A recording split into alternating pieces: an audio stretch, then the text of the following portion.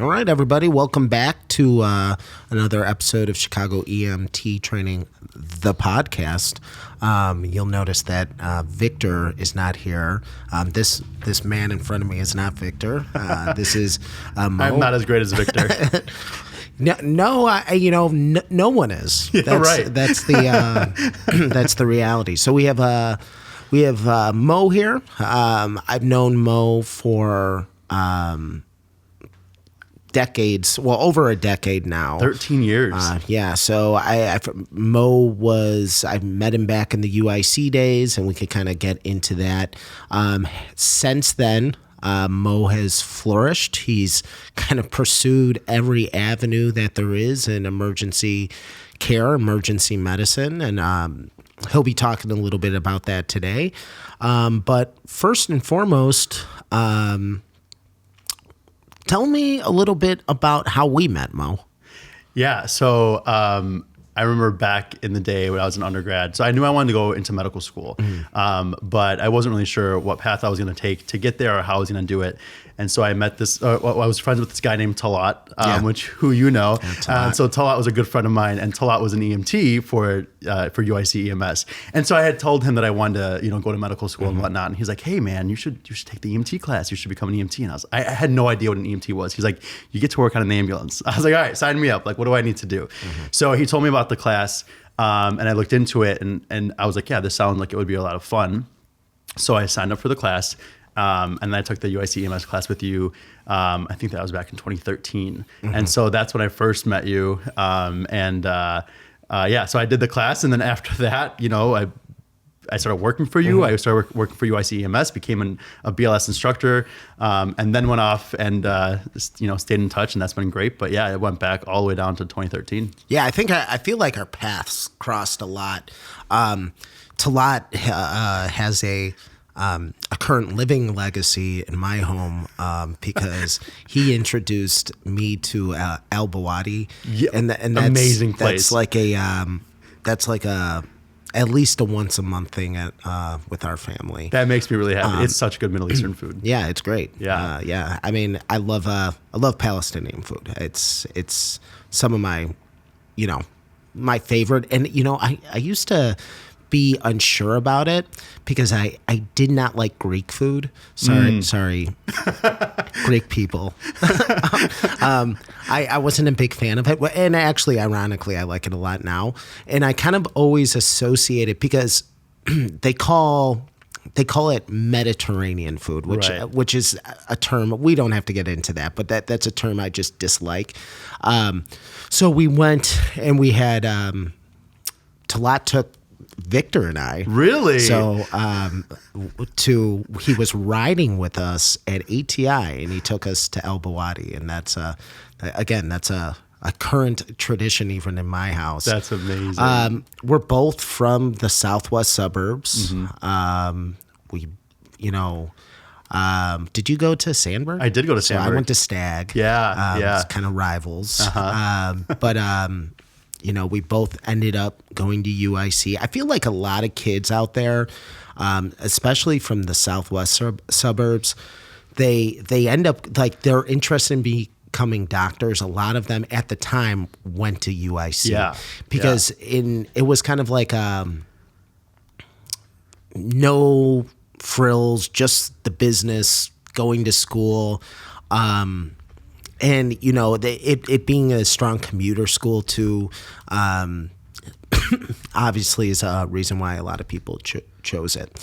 So you took the EMT class in 2013. So you were actually one of our kind of initial courses. What semester did you take it in? Was it the spring? So it was... it was it was actually spring 2014. 2014. So, now that I think about it, 2014. So that was, we were still in our infancy. No, hold on. It was my second year. So I started 2012. Yeah. So then it would have been spring 2013. 2020, I think. Was I a medic yet? Or was I in paramedic school? Do you remember? I think you had just become a medic. Okay. So maybe it was, I can't, somewhere around that. It was 2013 or 2014. So, and I think that we talked a little bit about it on some of our podcasts already, but we haven't really gotten into a lot of details about like UIC. So UIC, when it at its top, was pretty impressive. You kind of mentioned you worked for UIC EMS.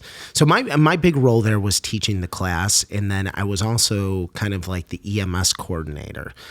We had an ambulance service. Greatest job ever. It was pretty amazing. cool. Yeah. So we ran an ambulance. We worked kind of alongside UIC PD. They would like dispatch us to calls, and we would do EMS on campus. What was your kind of experience with that? Because I mean, I very rarely ever did anything physically on the ambulance. I did a lot of, if like no one could pick up a shift, I would maybe jump on. But I was more so like coordinating in the background. So what was it like working on that ambulance? I still talk about UIC EMS till this day. Like throughout medical school, I've talked about it so much. It was honestly one of the greatest jobs. Like I till this day tell people like it was one of my favorite jobs. It was super cool to be able to like attend school at the university and then be able to respond to calls and help our fellow students. Yeah. It was a really cool, unique opportunity where we essentially, while we weren't directly 911, it was a 911 like response where any sort of emergency that happened on campus, we were dispatched out. And so we weren't 911, we were 555. 5555. Yeah. And so it was really cool to be able to get that experience where you still were able to respond to emergency calls as a BLS provider in the city of Chicago. So that was really cool. And then aside from just like the calls and being able to help, and that was awesome. I cannot get over the fact that like that ambulance service, or that experience has brought so many of us together and it's kept us together. I can't believe how much of all of you are still homies, like super close. It's cool. It's Victor and I often talk about that. Like one of the best things about kind of what we do, or one of the things that we really enjoy, is not necessarily like taking away the glory from the successes of our students, but like just knowing that we are kind of on that path to success, that we are kind of like a waypoint on everybody's journey. That's something like I really like, and I think that's really cool. Yeah. But yeah, I think it's nuts how many of you are still good friends today. Very close. And it's also cool when you see like people are like future colleagues, and people who are just kind of on the same path, these parallel paths. So how was it on the ambulance? Because, the one thing I shared that like, it was a cool idea, and I'll support it to, forever, but we were literally putting like brand new EMTs on an ambulance, without any really ton of experience. I mean, some people had some experience. We had a few paramedics that went through there. Yeah, Chris. Yeah. And then we had another one, Brian Johnson, who's he's a CFD medic now. Chris is a doctor. Yeah. But he's almost done with residency. Yeah. So but we were putting these people on the ambulance together with like not a bunch of experience. And I think kind of the justification was like, it's BLS care. Not saying that BLS care is not unimportant, but I feel like if these students were really confident in class, we run them through like an orientation program, they should be okay. But did you ever feel like kind of almost like a imposter syndrome at all, or did you feel that other people felt that way, or was it being a new EMT with a new EMT on an emergency ambulance? How did that feel? It's interesting. I don't know that I felt so much of the imposter syndrome at that point. I will tell you that I have felt that really hard in medical school. So that I have not been immune to that. But I think on the time of the ambulance, I think the unique aspect of it is that there were so many hospitals so close by that I didn't really feel like we can mess something up too bad. Yeah, and that's what I was trying to articulate, but I didn't want to say it. Yeah. That I was kind of like, what's the worst thing that can happen? Right. In the trade-off, and I know, and this was kind of one of the arguments I always gave to support the service, where eventually when Rich Anderson retired, it just lost complete support. Yeah.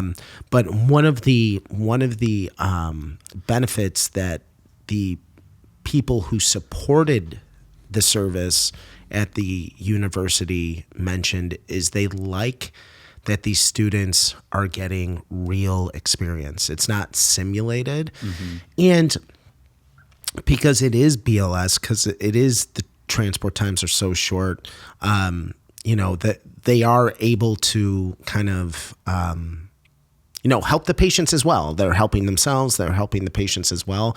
And I think that unique experience of like working on an emergency ambulance is something that a lot of people miss out on when they enter EMS, especially those who have interest in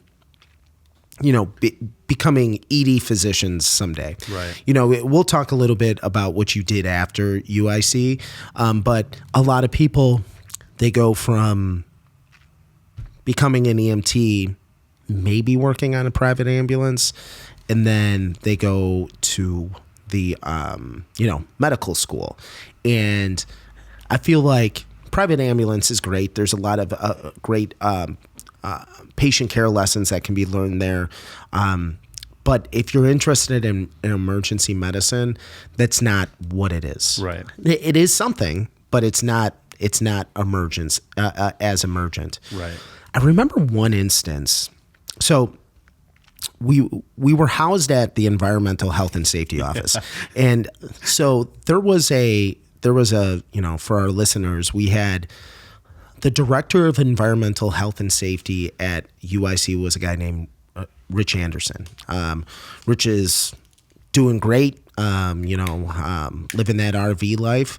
But Rich Anderson was a former paramedic, former firefighter, and he loved the idea of UIC EMS, where we wanted to start small, where we're like, oh, we'll teach a class, maybe do 20 students a semester. I mean, we're doing 125 now a semester, but that felt like a lot at the time. And then we also had a kind of an event service where we were going to do like non-transport EMS at the pavilion. Yeah, we were going to do it everywhere. I mean, that was like the idea. The idea was never transport. But then Rich, he had a little bird in his ear who was trying to say, like, let's get an ambulance. So he decided to get an ambulance.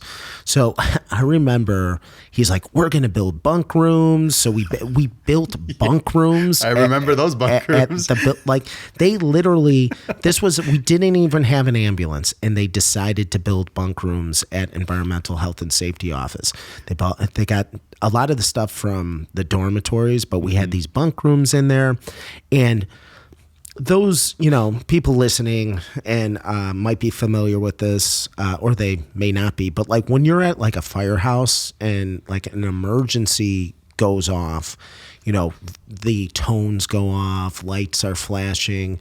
So when we were responding to an emergency, it was like, they just go over the radio, like EMS 1, and it's just like you had to be listening. And I remember there were like instances where there was like a lot of,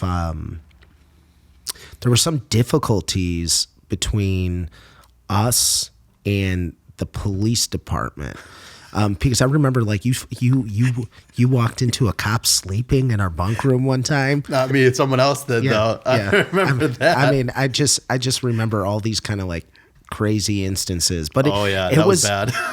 we were kind of learning, we were constantly learning how to run an ambulance service while we were doing it.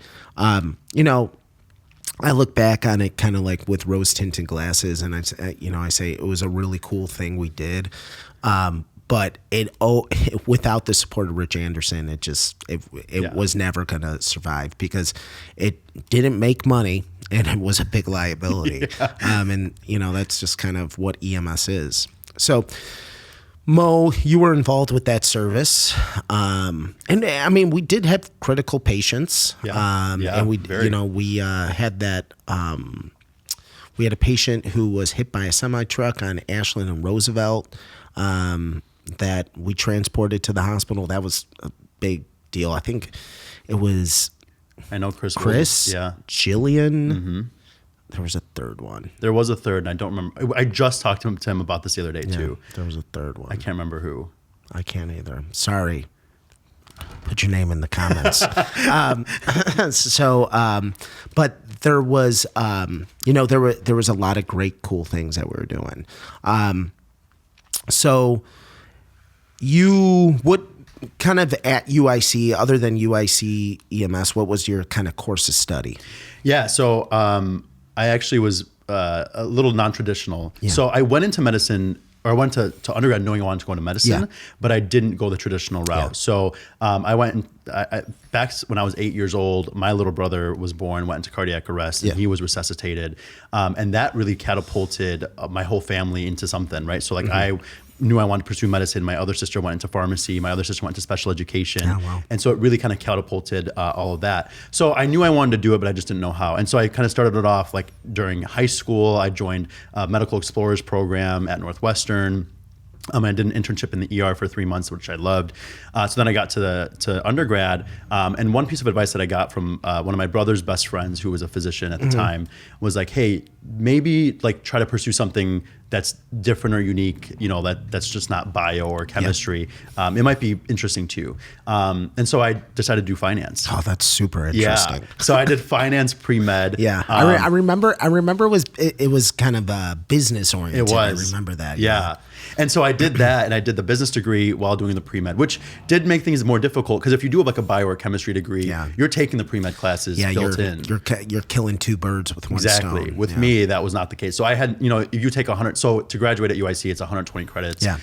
So I did 160 in that same 4-year time frame. While working full time, going through the EMT program. It was a nightmare. Yeah. It was horrible. We did it. Yeah, I did 160. Yeah. That's because I'm an idiot, and I decided that I was going to I think back on this. It took me 5 years to graduate, and I got a minor in history and a minor in math.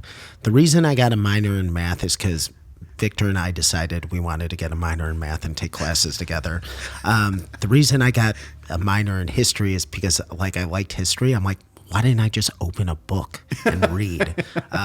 But you do silly things. Right. Did you ever use your finance stuff in terms of professionally? I did for a time being. So once I got my BLS instructor with you, and then I left UIC, I opened up my own CPR company. So Push to Start CPR Training, which was super cool because people that I worked with at UIC EMS ended up helping me start the company. But I owned this company, and we did CPR training and opioid training and things like that for businesses in the city. So I was more of a mobile. I didn't have a brick and mortar shop. And so I would go to people, go to their businesses and teach them. And so that was really cool to be able to use my finance degree at that point. Ultimately, that wasn't going to be my end all be all, but it was really cool to be able to do in the time. And it really taught me so many valuable lessons. Yeah, that's awesome. I've always heard that. Or I've heard that recommendation before because I know we have a lot of people taking this class that have interest in pursuing, medicine or PA school or whatever it might be, to not take that, that bio pre-med route, to take a different class or have a different major and do the pre-med on top of it. Do you think that is that like a recommendation that you would give to somebody today? Yeah, honestly, I don't regret it at all. I think it really helps you be more well-rounded. Medicine requires so many different skills. And this is your opportunity, right? Like once you get deep into medicine, it's really hard to get out of it. Yeah. So while you're an undergrad, it's the opportunity for you to just pursue something else that you're interested in while still doing your pre-med. I think it was great advice that I was given. I don't regret it. I still would push and do the same thing over again. My finance degree was very helpful. I mean, even just like learning, I didn't even realize how powerful Excel and spreadsheets were. And I sound like such a nerd, but like I geek out on I'm a big Excel guy. Oh my God, same. And I've built so many amazing things on Excel, and I learned that through my business school. And I don't think people even realize a fraction of how powerful it really is. And I got to learn that because I decided to do a degree in business, right? Like there's so many other things that I gained from that's been helpful in my medical career because of that. And so I thought that was great advice, and I appreciated it. Dr. Awais Iqbal, he's the one that told me to do it. And like, you know, it's awesome. And I would recommend it if someone has any other passion, that's your opportunity to pursue it while still doing your pre-med. So you continued your education after your undergrad, and you went to medic school. I did. So tell me a little bit about your motivations for becoming a paramedic. So I accidentally fell in love with EMS because of UIC EMS. I thought it was just going to be a resume builder. Like genuinely went into it. I was like, all right, be an MT, check, right? Patient hours, check. What was not on my checklist was falling in love. And I really just like absolutely loved what I was doing. UIC EMS changed my perspective about what I wanted to do. And I remember walking into your office one day and saying, I might take a leave of absence from UIC during my last year, go to paramedic school, and then come back to finish my undergrad. And you said, absolutely not. And I'm glad you did actually, because I really did fall in love. And so if I went to paramedic school, I may have not finished my degree.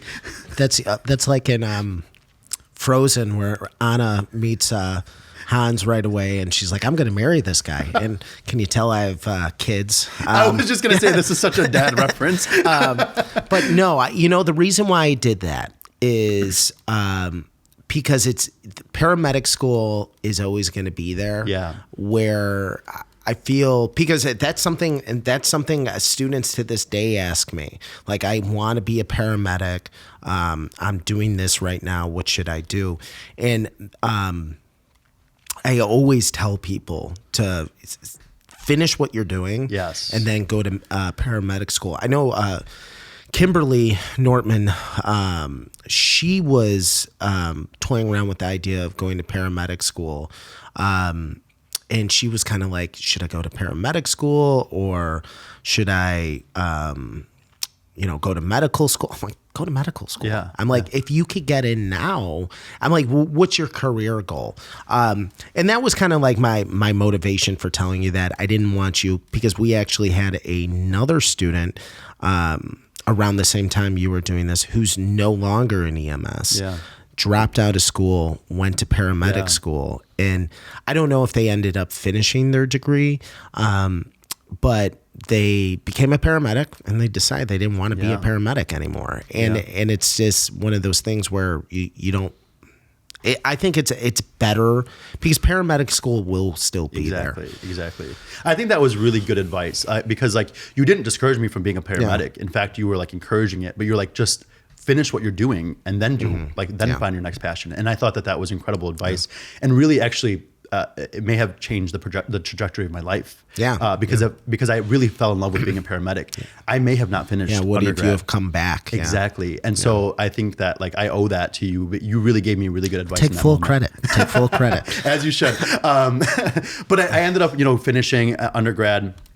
And so a little bit about that story then is that, I decided to take my MCAT. Now, I was struggling with a lot of personal stuff at that point. This would be before I came out, before I figured myself out.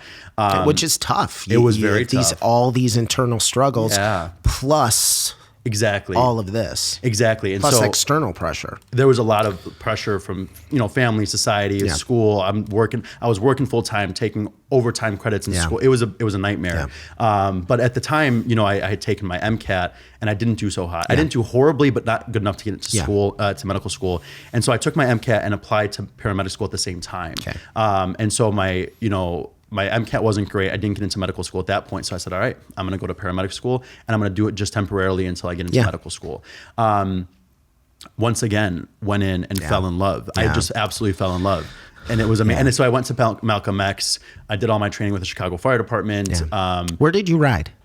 So I was Southside Relief for my first half, which meant like I was everywhere. So I was like 36, 22. So your preceptor was a relief medic? Yep. Yeah. So she was the PIC, and so she was Southside Relief. Okay. And so she went around.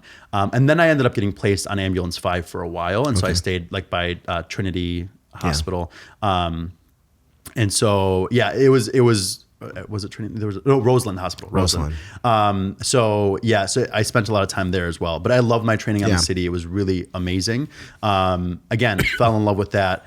And at the same time, while this all happening, I also was helping run a preventative medical team at like the large music festivals, and so I was traveling the country doing that. Tell us a little bit about that. That I think that's one of the you have quite an impressive resume, but I remember when you started doing this, this preventative kind of like EMS, where you were kind of giving people experience who didn't have a certification, which is, I mean, that like just doesn't exist anymore. Yeah. So like tell me a little bit about that. Yeah. So I worked for a company called Event Medical Solutions, right? And so they had the contract for a lot of the big events in the Chicagoland area. And so the owner at the time, his name was Matt Skipper. And so I met him while I was at the pavilion working for UIC EMS.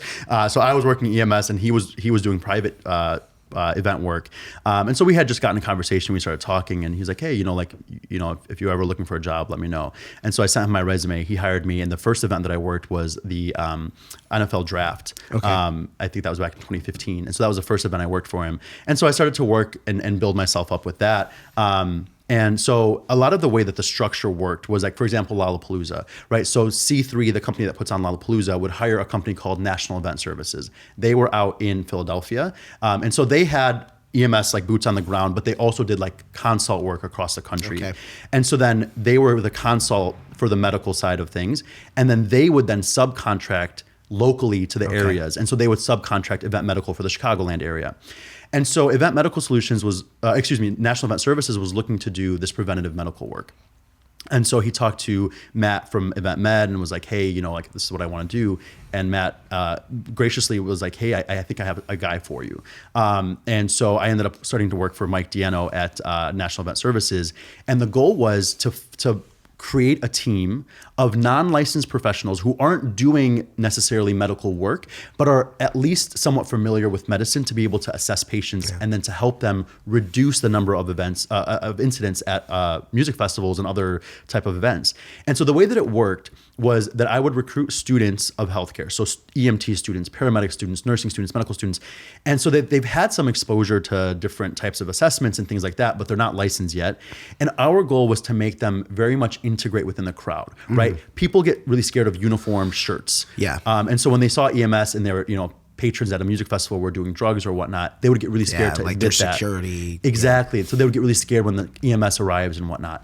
And so the goal of our people was to be very chill, relaxed, young, and they would integrate in the crowds, but they would still be given a radio, and they would be assessing these incidents and looking at patients to try to get them before they become a real emergency. And they would like pass out water and electrolytes, giving them like condoms and telling them where the medical tents are. And like if they see something that's unsafe, to get them down. And then they would be able to then, when something really was happening, guide the medical team in and bridge that gap. And it worked really, really well. And so my first event was Spring Awakening back when it was at Tinley, or I think it was either Soldier Field or Tinley Park, whatever, or Toyota Park.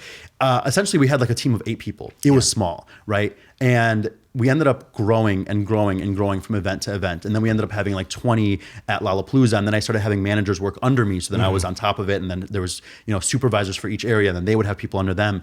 And it grew to the point where we had, my biggest event was in New York, Global Citizen Music Festival. And I had 105 people working under me. So I had 5 managers, supervisors, and then 100 people under them.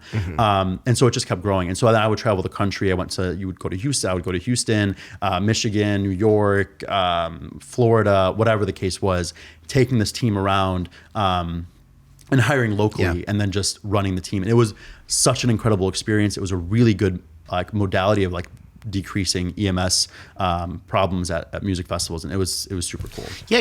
I think that we were just having a conversation, kind of in this vein, at least in my head, it was in this vein when we first walked in today, that like, I only am interested in emergencies. Yes. I got that.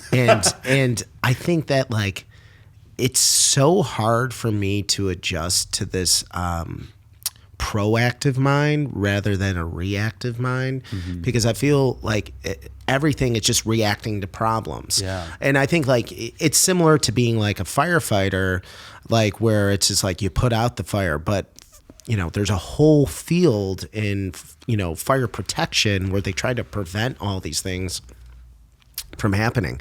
And that, that kind of, that's kind of a cool experience you've led into, because like kind of, the type of medicine you eventually end up studying deals a little more with prevention. Yeah. So when, and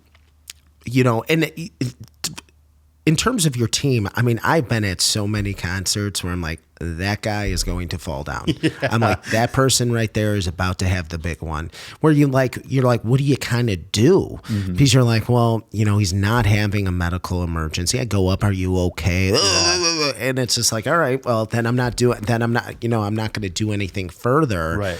But then when they go down, it's just like, okay, get EMS over here. Right. And there have been, many concerts I've been to where like, this could have been prevented. And maybe even if this person had somewhere to sit down, some water to drink, that they could have stayed. Oh, yes, exactly. Instead of like, once you have a medical, you're gone. And I think that, people get maybe a little upset about that. Yeah.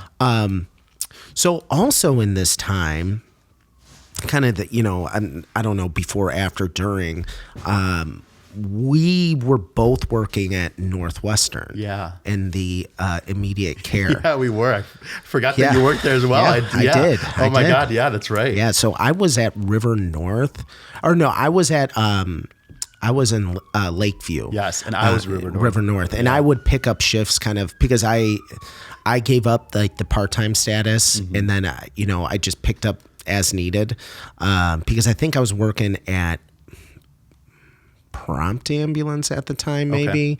And I picked up a shift. Yeah. You, like we said, I'm interested in emergencies. You're interested in emergencies. With that kind of mentality and that mindset, how did you enjoy the work and for people listening, immediate care is urgent care. So it's sore throats, UTIs, STDs, some minor injuries. Sometimes people come in having like a real medical emergency where they need to go out, but a lot of it was like, take their vitals, what meds are you taking? I thought it was brutal work. I hated it. How did you feel about it? I felt very similarly. Yeah. I mean, it falls under the realm of emergency medicine. I mean, that a lot of ER doctors, when they're trying to slow down their career. Dr. Stephen Play. Exactly. They're gonna exactly. Shout out Dr. Stephen Play. They're gonna go and do immediate care work. And so it's like nice to maybe like as like things slow down. It's also good for mid-level providers, your PAs and NPs to work in there as well. But that work wasn't incredibly interesting to me, but it is part of emergency medicine because a lot of the ED actually has complaints like that. And so we have to know. It's like a fast track. Exactly. Yeah. Exactly. And that's part of the career, and it's what comes with it. And I have to also, sometimes just remind myself that like we do have a little bit of a broken healthcare system, and a lot of times the patients with those complaints are going to end up in the ER, and as an ER doctor, to be there. And I'm going to have to treat them, and for good reason too, right? Like that's my patient at the time. No matter what their complaint is, I'm going to have to take care of it. It's not the most exciting part, but it is definitely an important part. So, I mean, you worked in other aspects as a paramedic. I mean, you were on a contract. You worked on an ambulance responding to 911 calls. How did you enjoy that type of work? Oh my God, I love. So I was on the Wheaton Fire Department on the contract.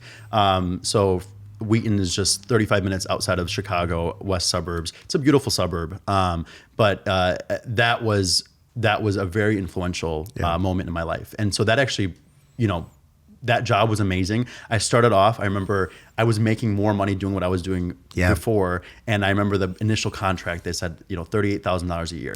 Dude, you should have, and you know what? I am so happy that the time frame worked out for you the way it did, because 38,000, those contracts now are paying 80 to 90K. Yes, I know they are. Yeah, it's crazy. And who knows? Because who knows if you would have stayed on that contract? But you're like, this is great. I actually was just talking to my friends from the fire, so I still keep in touch with all my guys from the fire department. My lieutenant, I call him Dad. Like he was very, very important to me. And so I keep in touch with him a lot. My partners, we had been very, very close and stayed really close.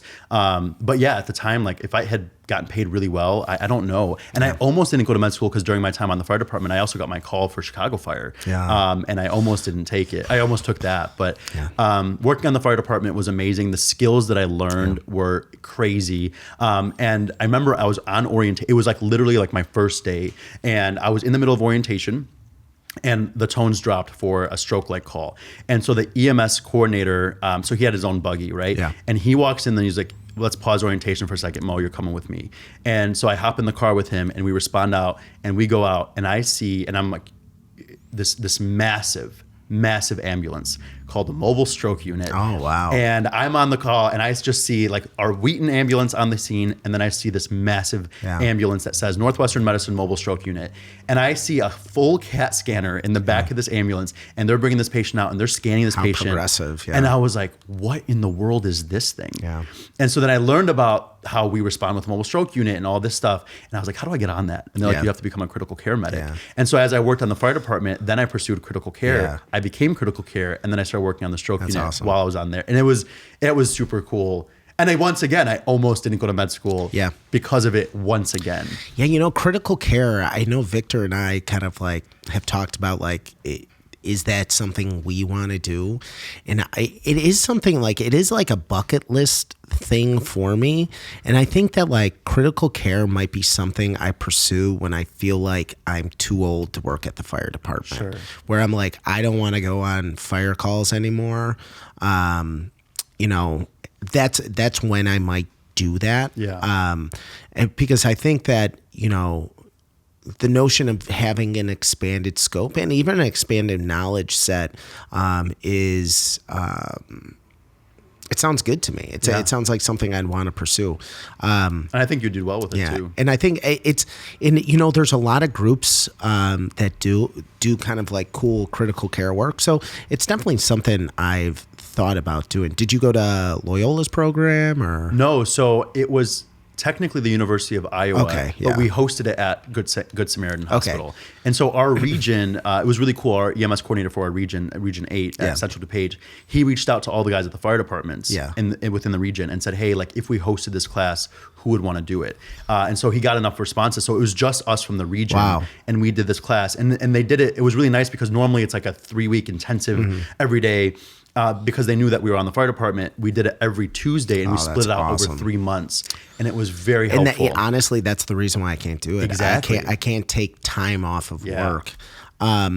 So you've done the paramedic on the ambulance, critical care as well, and then tech work. Yeah. So I don't mean to be discouraging, but I have students all the time who like send Victor an email because Victor is has been much more integrated in the hospital world versus myself.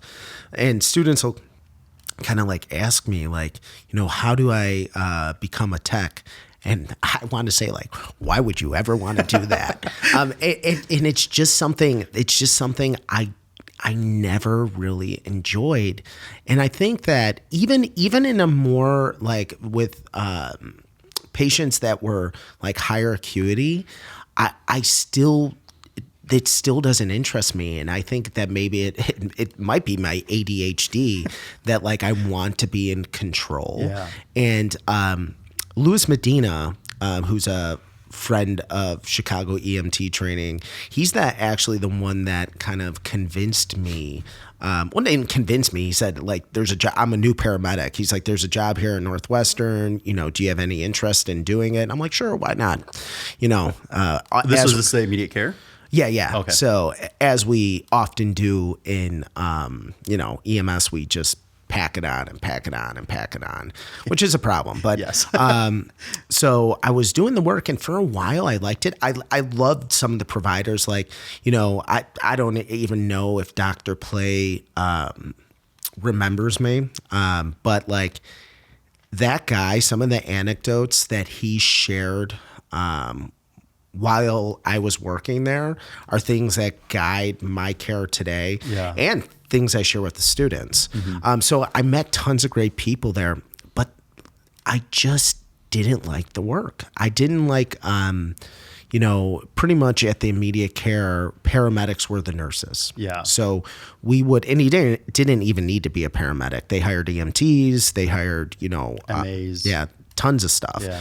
So we would go, I think they actually have nurses there now. Some of them do. Yeah, they do. So I would go in, and as you would, why are you here? Get vital signs, do point of care testing. And it's similar in the ED where I see techs like, they're just doing EKGs and it's cool to see things. And I think that's like the perspective a lot of students have. They're like, I want to see things. Yeah. Like they're shadowing someone at a job. But the reason why I like the ambulance, and I would even personally, and again, my career has been kind of EMS focused, but I even think that working on a private ambulance with lower acuity patients, I like that work more because I feel like it just feels more real. It doesn't feel like I'm a tool being used by, the organization to take care of people, that I'm kind of making more clinical care decisions. And again, I don't know if that's like a shortcoming with me where like I need to be in control. But I think that like I was reading an article the other day, and I share this and overshare this. I feel like someone who's a like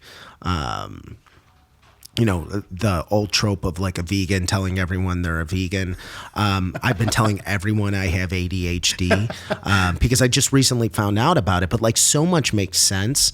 Yeah. And I was reading an article about how a lot of people with ADHD are driven into fields like emergency nursing, paramedicine, even medical school. I have ADHD as well. That's exactly. And it's just like it's that juggling of tasks and focusing on nothing. I think that kind of it soothes it. Yeah. And just doing the same thing over and over, I hated it. I mean, like, that's my perspective. How did you feel about doing tech work? All right. So I have a little bit of a different angle on it because I'm now almost a physician. Yeah, yeah. I think back at the time, I really didn't care for it a whole lot. I didn't care for the work as much. It was very repetitive. I didn't really care for the tech work. I really liked being on an ambulance where I was juggling a lot of things and just being in charge, and because that soothed my ADHD for sure. Like just being on the ambulance and having all the chaos happening and being in control of it and whatever was great. In the ED, I felt like you were just doing a lot of grunt work and you were taking that. And I don't mean to suggest that I feel like I was above the work, because that's maybe what it kind of sounds like, but it was just the routine part of it that I didn't enjoy. No, and I agree with that. I'm like, I felt the same way. The only reason why my perspective kind of changed a little bit was because now that I'm in medical school, I realized how much I was exposed to as a tech. Now, not in the immediate care. Yeah. I didn't think that was as helpful, but the ED, when I was an ED tech, because I worked at Little Company in Mary. And so I was an ED tech at Little Company. I wore shout a lot out of hats. To Christian. Yes. I got Christian that job and he worked with me for a while. But so, and Christian's I live with him now. He's my best friend. I met him at UIC EMS. But anyways, so when I was a tech at Little Company, I think that like the skills that I learned and the things that I got to see there have been really influential in me becoming Yeah. a doc now. The work wasn't really exciting, but it has played really into what I'm learning now. You know, as a dad, I have tons of, my kids get sick constantly. Yeah. And I'll be honest, working in the immediate care with like upper respiratory infections and stuff, it really makes me like be able, I think, to triage the situation a little bit better, where like my mom's like, you need to take your kid to the doctor. I'm like, they're not going to do anything, Mom. Yeah. So I think that definitely, and like I said, I've learned things there that I continue to think about today. So you made it to medical school. Finally. I mean, you're almost done. Yes. But you at that point in your life, you were kind of saying you had a lot of different things on the table. Mm-hmm. You're falling in love with EMS. You were doing the critical care thing. CFD sent you a letter, and you had medical school. Yeah. So was there? It kind of seems that there was a little, not a struggle, but you had a decision to make. Mm-hmm. What eventually led you to deciding? I mean, because you were helping people. Yeah. You were helping people the whole time. But what made you decide that I'm going to go to move to Idaho and go to medical school there? Yeah. So I'll open up a little bit about my personal struggle. And I kind of mentioned this a little bit before, but so I think a lot of what was happening before that was me struggling with my sexual identity and figuring out who I was and what I cared for. Because remember, like I said, I wanted to go to medical school since I was 8 years old, right? So like that was always there.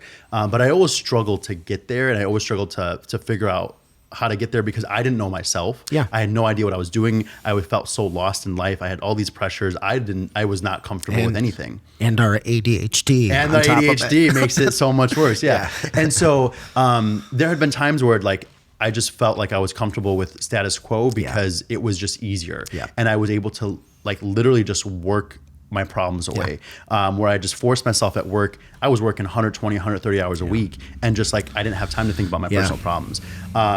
You didn't have to face it. Exactly. And that was very unhealthy, but that's what I did for so many years.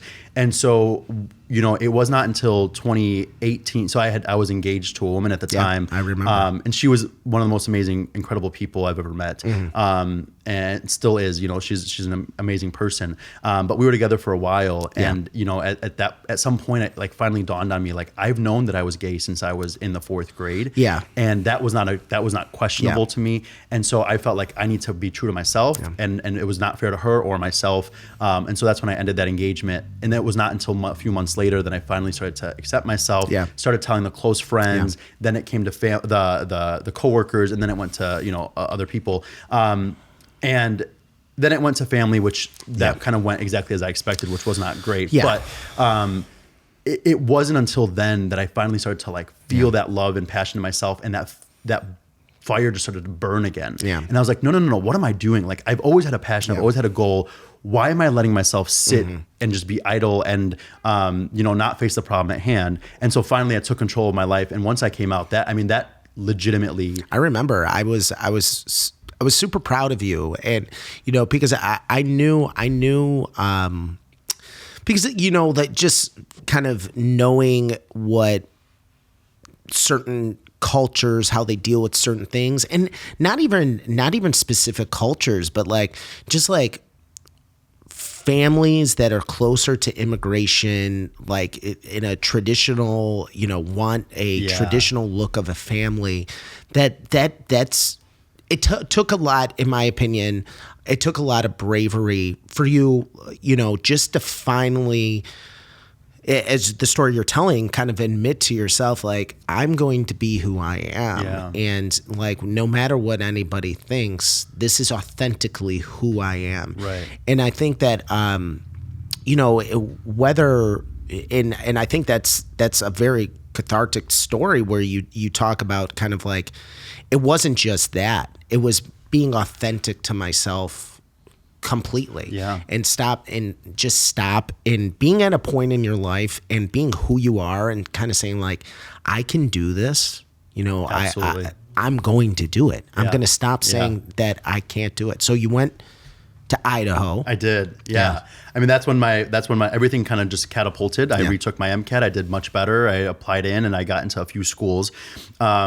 So here was the interesting thing. So I went to paramedic school with this guy named Roger Sherman. Shout out to Roger. Love that guy. So he and I went to medic school together.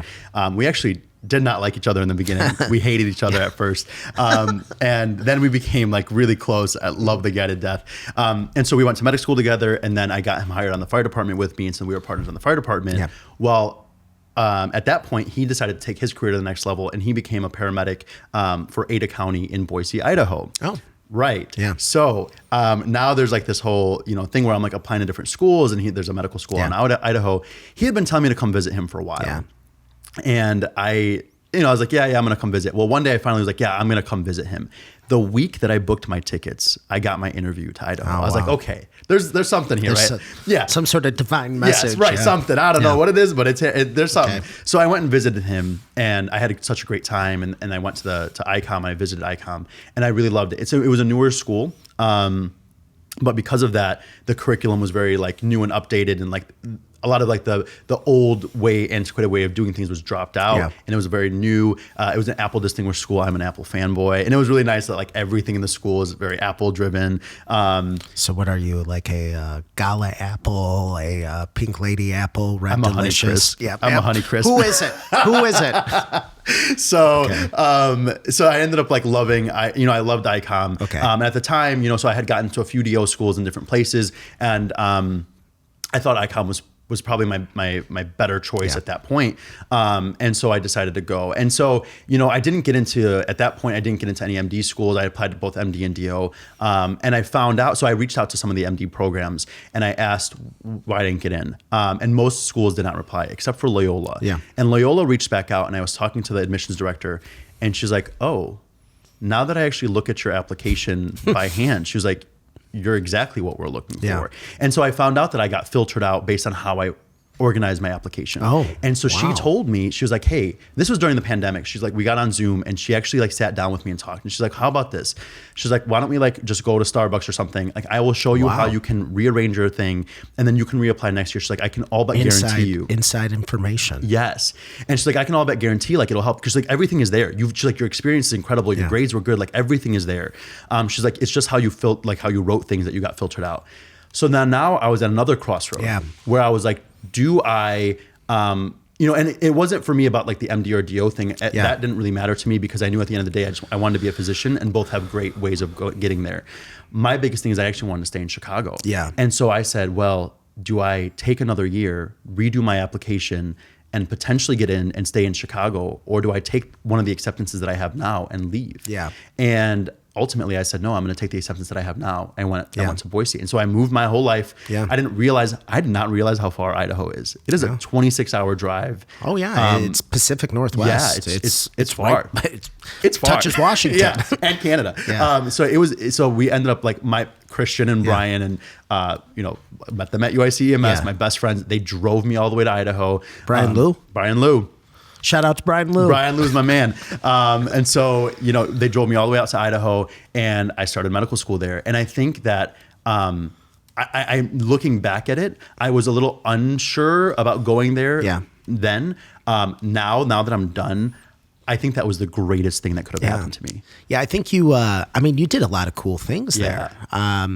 Your drills that you kind of threw on. And, I feel like the experience in total, just from an outsider perspective, I might not see you very often in person, but I've seen you in social media. Yeah. And I felt like I remember like when it might have been not maybe when you first moved out there, but shortly thereafter, that you went to like a square dancing hoedown and you're wearing cowboy boots and stuff.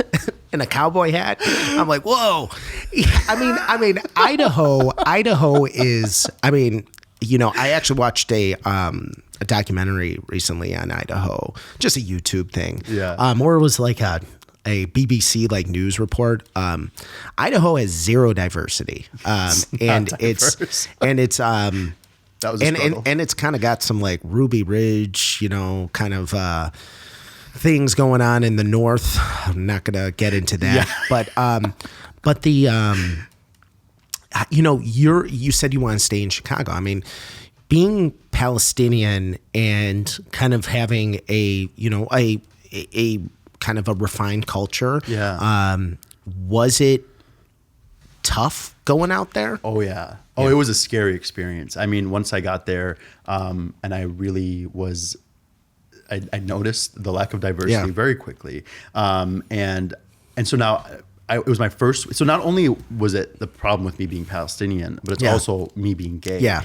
And there is somewhat of, I have somewhat of an easier time sometimes. I have a benefit of being somewhat masculine presenting, where if I don't want to tell someone, I don't have to bring it up. Like that doesn't have to ever come up, which sometimes it could be a really big struggle for people, and it's a shame. But for me, that like I was able to hide it when I wanted to hide it, and now I don't care, right? Like now I'm just like, you like me, you like me, you don't like me, you don't like me, right? But in the beginning, like that was when I first came out, and I just moved to Idaho, and things are now just kind of all. You're like, piling. I'm living in Chicago, which is a very, gay friendly city. Yes. And then I'm moving to Idaho, which is kind of an unknown. Yeah. I mean, Idaho does have a lot of like Silicon Valley transplants. It's getting a lot there. of people from San Francisco. I mean, home prices are skyrocketing. Outrageous. Yes. Even like property value and little weird hobby of mine. I like going like on the map of the United States and just looking at places. But I mean, like property value is like through the roof. It's it's like as bad as California. It's crazy. It's and beautiful, they hate it. though. It's beautiful. Yeah, and so when I went there, I remember my first week. I had Wyoming. Yeah, literally. Yeah. So it was my first week, and I hadn't even started med school yet. Yeah. I was chilling with Roger. Roger. I moved over there, and we were hanging out in my complex, my apartment complex. We had a big pool, beautiful, nice outdoor area, and the pool was full. There was all sorts of people, and so there was a little kid, maybe like 6 or 7 years old. He's like, diving into the pool. He's having a good time. This older gentleman, maybe in his 50s, I don't know, 60s or so. You could tell he was intoxicated. Yeah, and he was like, starts talking to this little kid, and he's like, just like do some backflips, and this kid's dad, who like was sitting on the sideline, runs up and he's like, "Hey man, I'd appreciate it if you didn't tell my kid to start doing backflips into the pool."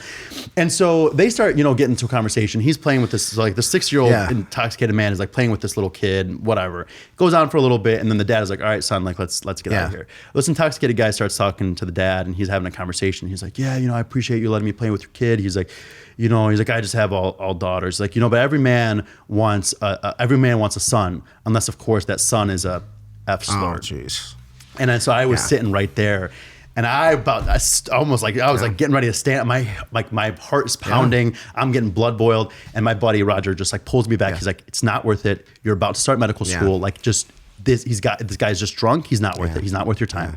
And so that was my exposure, my first exposure to Idaho. And so then it kind of just continued to progress. I felt very safe in my bubble at school. Yeah. Like ICOM itself was a very safe space for me, and that was wonderful. I didn't always feel safe outside of in like the regular areas. Now, Boise downtown, I live downtown. For the most part, it was okay. Yeah. If I stayed, but like there was a lot of times where I just, I really made sure to be aware of my surroundings. Yeah. I mean, there was people. They had a pride flag up on the city hall building. Yeah. People tore it down and burned it. Pride parades, people would come with their rifles, masked up. Actually, the BBC document that I was watching that was actually specifically around that event. Yeah. I mean, that part of the country is it used to be just ranchers, and then it transition to other things, but that's the human experience. Yeah. And I think that what needs to happen is coming from a perspective of understanding and teaching each other. Absolutely. is the only way to solve that. Absolutely, for sure. So you went to a DO program. I did. So just kind of briefly, what's the difference between a DO and an MD? Because there's two different kind of pathways to become a physician in the United States. Sure. And so, okay, so I have this conversation with people a lot, right? Because this ends up coming up, oh, I see DO. What is a DO?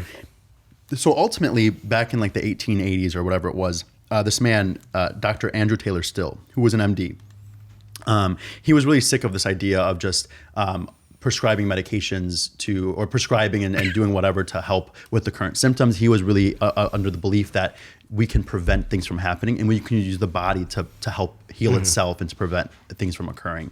And so he started to push this philosophy forward, where he would use manipulation of the body to help heal itself and to find ways to do more preventative medicine as opposed to reactionary medicine. And I hate to say reactionary medicine, because it's not necessarily always that, but that's kind of what it felt like. You're treating disease, exactly. You're not enhancing wellness. Exactly. And so, what we call DOs are osteopathic physicians, MDs are allopathic physicians. And so essentially that was how that went down, and he kind of kept building on it, started to have schools, and that started to open up more and more opportunities for people to learn his technique. And so then it actually established itself as the DO profession. And so technically he was an MD and a DO. And so that kept going on, where you would still learn how to be a physician under his training, right? Like, it was, at the time, it wasn't medical school, it was an apprenticeship.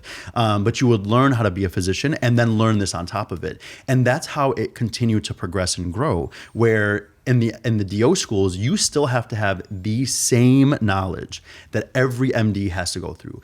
Everything. There are requirements by our accrediting bodies, and the DOs have to know everything that the MDs have to know in terms of like the knowledge for your basic sciences, your treatments, your diagnoses, all of that. The difference really is just that DO schools tend to take a little bit more of a philosophy of preventative care and incorporate now osteopathic manipulation into it. So while we have that same curriculum for everything else, DO students have to take an additional 500 hours or so of manipulation on top of that. And so it's not chiropractic work, but it's similar in a sense. Just for the general public, it's easier to kind of describe it that way, where we learn how to do manipulations on the body to help treat those things. And so over time, and that's what the O refers to. Exactly. The osteopathic. The osteopathic is physical body manipulation. Exactly. So osteo is bone, right? So we're like learning how to manipulate the body through the bone. And so over time, it's not like DOs had like this patent on like, oh, well, we're preventative care and everyone else doesn't, right?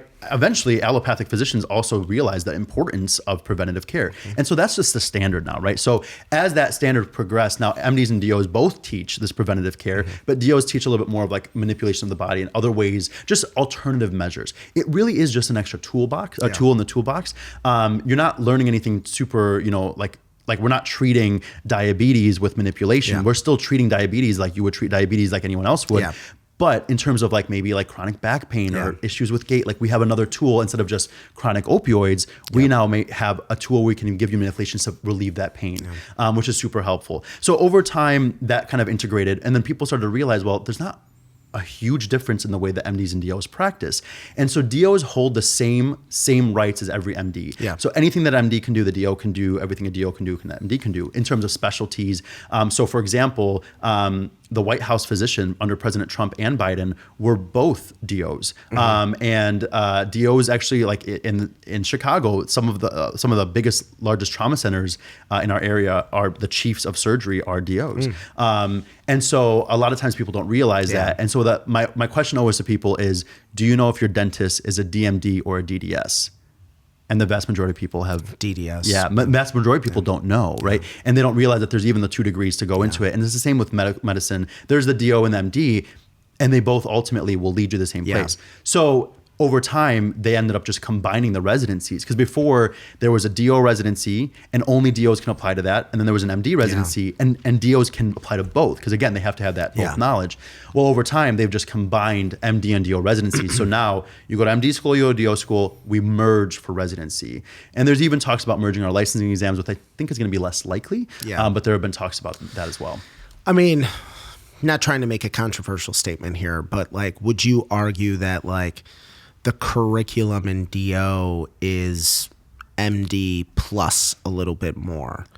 I think that's fact. Like I don't think it's necessarily controversial. It does make it a little bit more, I think like DOs and MDs have to have that same knowledge. Yeah. It just makes it a little bit more challenging for the DOs because they have to have an additional 500 hours on training in that same time frame. So that definitely adds extra burden. Didn't it used to be 5 years though? I thought for some reason that like there used to be a 5-year medical program. I mean, I could be completely I don't know off base if that was saying standard that. or not, but I know that a lot of schools do a 5-year, like a lot of DO schools allow a fellowship essentially, Okay. where you do a 5th year and your focus is on osteopathic medicine. Okay. But Okay. it's not a requirement. That's probably what I was thinking. Yeah. So you're in your last year. I am. So what's Almost done. What's next? Is match day? Match day is in a week and a half. Yeah, it's coming up. It's crazy. Yeah. So it's 2 weeks. So next, basically a week from Monday. Yeah. So a week and 2 days is when I'll find out if I matched. And what type of residency are you pursuing? Emergency medicine. Yeah. Emergency medicine. Yeah, way to My go. dream. Yeah, literally everything throughout medical school Yeah. was emergency medicine. I was the president of our EM club for 2 years. I completely changed that club, rebranded it, built it up, built up like the MCI work that I was doing. I served on the national boards of EMRA, Emergency Medicine Residents Association. So that's the biggest and largest organization for emergency medicine students and residents across the country. So I served on the medical student council for that. I currently serve as the vice chair of the pre-hospital and disaster medicine committee. So I'm very involved in EMRA. So EM was always I was for better or for worse, I was like the EM guy at our school. And I was really grateful that people would come up to me and ask me questions. Like I would help guide that. Well, I think that if you look at your long-term trajectory, in working in EMS, you're like the person we want to be the medical director because you can advocate so well for us. Yeah. Where, I feel like experienced, seasoned medical directors learn it, right? They learn it. But, one of the issues sometimes is that you have a medical director, again, who's brilliant, great clinician, but sometimes just doesn't get EMS. Yes. Doesn't get the people, the motivations, how, changing a protocol can be demoralizing sometimes with paramedics. So, I hope to see you, eventually in that role someday. And That's the goal. And I think that your perspective, just in terms of everything, your human experience as well as your experience in EMS, working as a tech, going into medicine. I think that well-rounded. You might be one of the most kind of like complete, well-rounded people I can think of when you talk about going in medical school, because we have a lot of people that go through the program that make it through medical school, but the fact that you also went to paramedic school, the fact that you also ran that that preventative EMS, I think you have an awesome perspective, and I'm excited for you. I'm excited to see where it happens. I'm also very excited.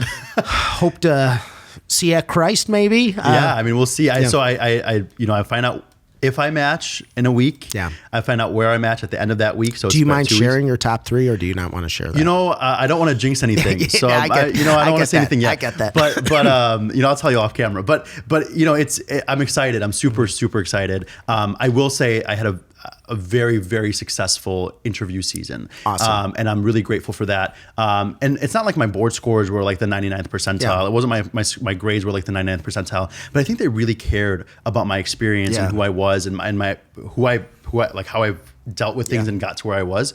That was huge. I got the vast majority of all the interviews I wanted, even at all my REACH programs that I never would have thought I would have gotten an interview at, I got them. And so I was really able to take, since I got all these big name programs, I just wanted to know that I could do that. Yeah. And so once I did, then the name didn't matter. It was about where I was going to be happiest. And so I made my rank list based on where I would genuinely be happy. And that's so it may part or may of the not. Goal of life, exactly. Right? Yeah. And it may or may not surprise you if I tell you off camera what all my rankings are and what I've dropped for what I've put onto it. But really it was about, okay, I now I know I can get these top big name programs. Now what's actually going to make me happy? You don't have to prove anything. Exactly. Yeah. I feel like I needed that for myself, but I really shouldn't have, but whatever. I understand that. Yeah. You put a lot of work into something. Exactly.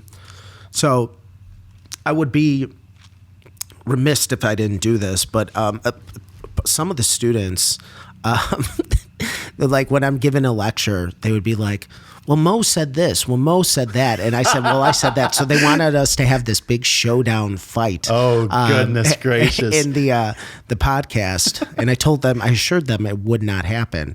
But let's throw down. No. So I think one of the things that in EMS education is that it is super ever evolving. Yeah. I remember when I first taught EMT school.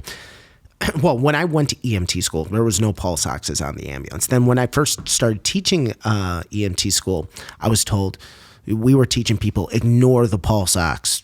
Pulse ox doesn't mean anything, And then I was talking about, now it's like pulse ox it's the focus. That's how you treat problems. Do you ever find,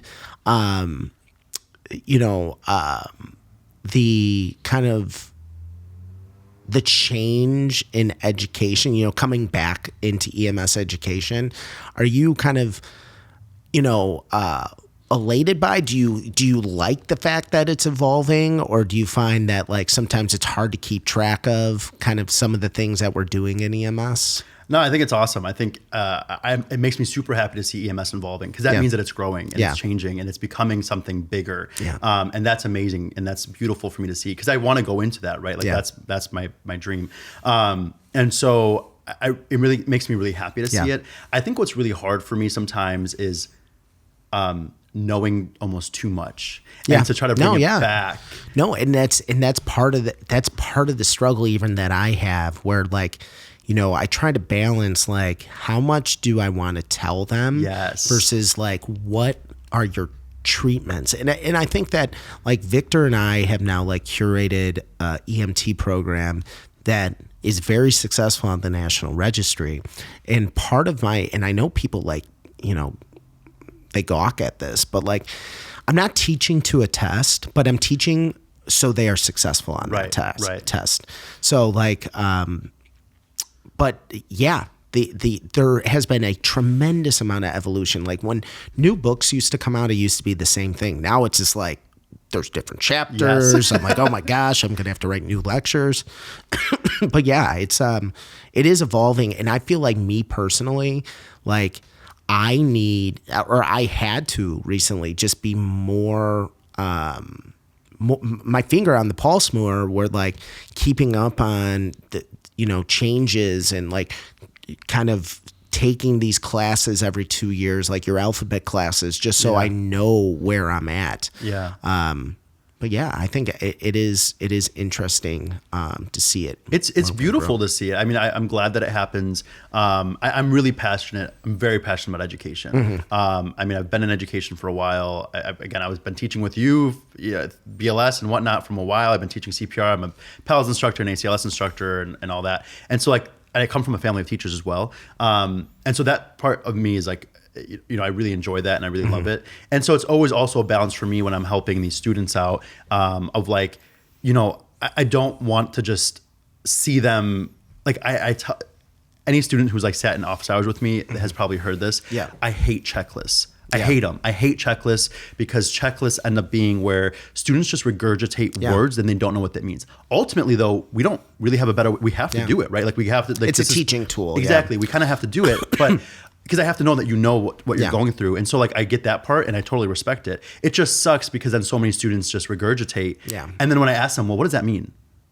Yeah, I have no idea. Yeah, and I think that's why like Victor tries to make these very dynamic scenarios where, we have this balance where we have to be objective as objective as we can. Yeah. But yeah, I think that's a very interesting and real kind of perspective to have. So one more thing I want to ask you, and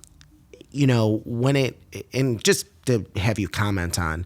So, Victor and a few other people, we were talking last week about this kind of like, and students have asked me this before, like, you see there's so much suffering in the world. Like you open up Instagram and you see, tons of kids being killed, murdered by war. We have patients who are, sick and endangered and abused. I mean, pursuing a career in EMS is not always a feel-good thing, or medicine is not always a feel-good thing. But like I said, you open up Instagram, there's a tremendous despairing amount of carnage in this world. Yeah. And I find myself getting so emotionally kind of angered and upset. Internally, I don't really act out on it very often, but with patients, you feel you feel for them. Yeah. And we lack, and I think having indifference is something you should never have. I think you should care about outcomes. You should care about everybody, that it should always matter. 100%. That it's not complicated. It should always matter. How do you, from an EMS perspective, kind of deal with this kind of the emotional element of kind of suffering? Ooh, that's hard, because it sometimes bogs my mind down as well, right? It's so difficult.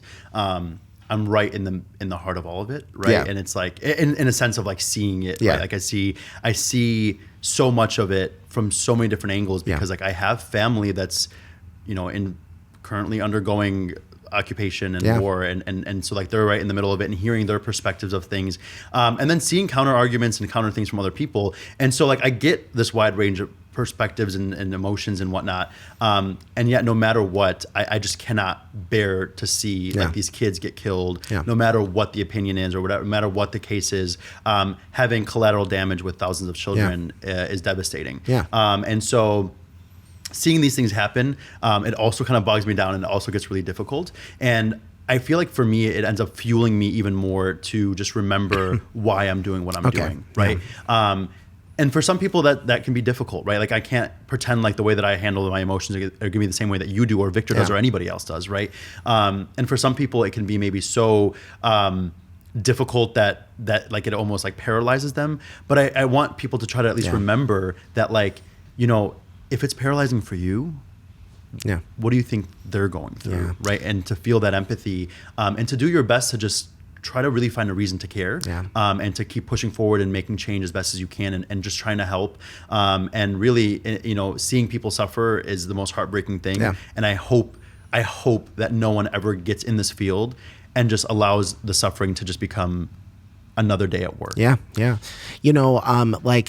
Because students expect, when they ask this question, they expect that there's some trick for ignoring it. And it's just you don't ignore it. Whether it's a child who's a victim of gun violence, or a chronically ill person, or someone who has a sudden medical emergency, I think that it's really important to never be indifferent on outcomes, and to be emotionally invested in what's going on, but not allowing those emotions to paralyze or block your ability to do your job, but also live a normal life. Yes. Yeah. And the one kind of mantra that I've shared is and the perspective is you didn't create this, right? You've been sent there to try to make it better. So, and we all make mistakes, but if you give your 100%, then that's the best that person can ask you to do. Yeah. And I teach at UIC. Currently I'm at their simulation center for their Department of Medical Education. And so one of the things that we run, one of the simulations we run, so I'm there in the capacity of a critical care medic and not as a med student, which is really interesting because a lot of them are in the same place that I'm in. Yeah. But it's fourth year medical students, and one of the classes that we run is TTR, which is the transition to residency. And so we put them through simulations where no matter what happens, a patient will still die, and then they'll have another one where a patient will come back. And so it gets kind of difficult, right? And so we debrief them and talk about it. And my biggest takeaway for them is sometimes you can do everything right and you can still have a poor outcome. But as long as that you know that you tried everything that you could, that's the most important thing. Ultimately, it's still a human that's on that table. It's a family member that was someone's father, brother, whatever. And so do the best that you can. Always give it your all. Don't ever let it just become another day at work, right? Do your best to help the people that you're responding to, that you're sent there to help. And truly remember that it is honest. It's an honor. It really is an honor that someone is willing to let you take their life in your hands and to help them. And never forget that. Never let that go. Well, I think that's a great place to end it today. Anything else you want to share, Mo? Anything you want to plug? I just want to say that, like, you guys, you, Victor, I mean, I'm so impressed. It's so amazing to see like Chicago EMT come up. If you remember back on our Zoom when I was applying for medical school and we were looking at offices together and I was going to run my CPR, and it's just so amazing to like see that I left for medical school. I come back. You guys have 125 students per class. You guys are doing well. It's so amazing to see you guys, follow that passion and pursue it. And do I gotta give it all to my business partner. In terms of holding the fort down, we often say like, Victor's running the things. I'm just the product. We appreciate that, and we really strive and try to work very hard to make something meaningful. It shows, and I'm so proud of you guys, and I'm so happy, and all the students who get to go through here, I think are getting a great experience. So it's awesome. You guys are doing great work. Thanks, Mo. Yeah, all right. Absolutely. See you guys next time.